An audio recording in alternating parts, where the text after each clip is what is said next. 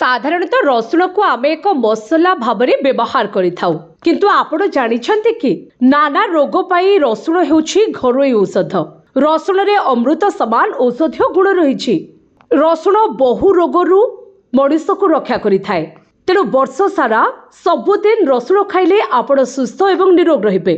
हाँ दर्शक बंधु, तेबे आजिर वीडियो रे मो आपनकु कहबी रसुणर औषधीय गुण संपर्क रे। थंडा रोगी रसुण महौषधि भली।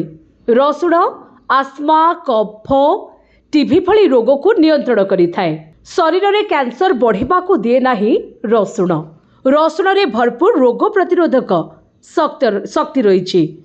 जदि सबुदिन आपण एक कोला रसुण खाती तेबे आपणकर कोलेस्ट्रॉल समस्या दूर होइजिबो। रसुण हृदरोगर आशंका दूर करिथाए। से भली लिवर एवं मूत्राशय को सुचारू रूपे कार्यकारी कराइबा पई सहाय्य करिथाए रसुण। रसुण मध्य डायरिया समस्या दूर करिथाए। डिप्रेशन, डायबिटीज भली रोगी पई औषध भावे कार्य करिथाए रसुण।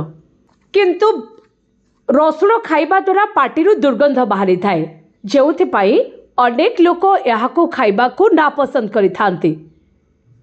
किंतु जदि आपण रसुण खाई सारिबा परे किछि सुखिला धनिया को पाटिरे पकाई दियंतु, एहा गंध दूर करिबारे सहायक होइथाए।